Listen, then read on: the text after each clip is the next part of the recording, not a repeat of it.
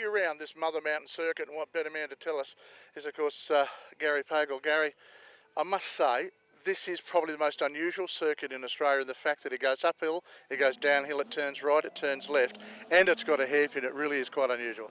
A lot of people think that. I tend to think otherwise. Probably grew up here, it's a bit easier for me, but yeah, a lot of people have a lot of trouble with the place. Now, of course, let's take a lap in. If we start at the start-finish line, immediately you hit that, you're turning left and looking towards a series of, I suppose, left-handers rider coming up into what's called Pagel Corner.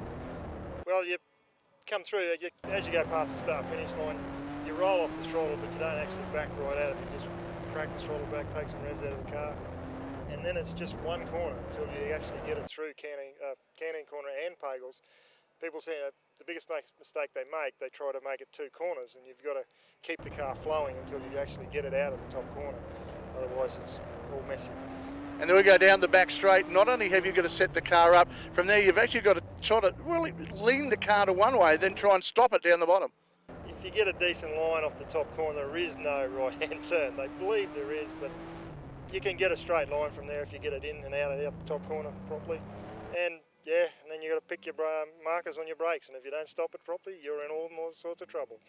And of course the hairpin bend. Now that really has set the world alight when people have come here. They've gone, first of all, they come in the spectator entrance and they go, oh hell, it does turn right, and it has got a sharp hairpin.